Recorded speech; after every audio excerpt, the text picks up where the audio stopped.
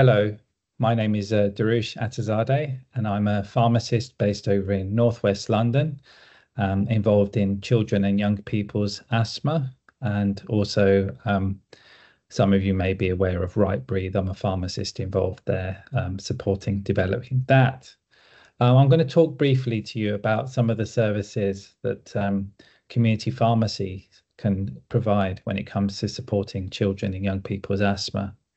So community pharmacies are, you're never more than 20 minutes away from a pharmacy. They're actually healthy living pharmacies now, real well-being centres. I think when it comes to supporting children, young people, and their parents, there's lots of services that can be provided. For example, very brief advice around secondhand smoke exposure. I think that's going to be important for the child with asthma. Inhaler and spacer safe disposal schemes. Some of the common ailments they can get involved with regards to self-care. Some of you may have heard of the Pharmacy First services. So looking at upper respiratory tract conditions like sore throat, sinusitis, otitis media, or earache, for example, that children get, and how the pharmacists are skilled up to recognize when some of these conditions can be limited, self-limiting conditions, and taking better self-care.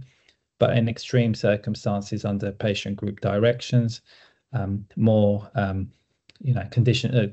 treatments like antibiotics or intranasal steroids, for example, can be offered in some circumstances. In 2026, to make you aware as well, community pharmacies who qualify from university will become independent prescribers. And at the moment, there are several Pathfinder projects where the community pharmacies are involved in offering annual asthma reviews for patients who may have less severe asthma. And this can be done collaboratively with the GP practices, which is, I think, great partnership working.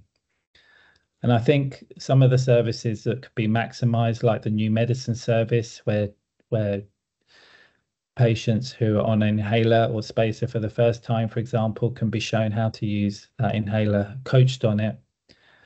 The discharge medicine service, we're going to get patients who are referred from the hospital. They may be discharged and they're going to be maybe prescribed new treatment. What you want is this sort of medicines reconciliation, and we don't want medication errors to occur and patients being readmitted back to hospital. So vaccinations and also increasing activity, weight management services, the list goes on. So community pharmacies can definitely support children and young people's asthma, and maximizing on this support is crucial.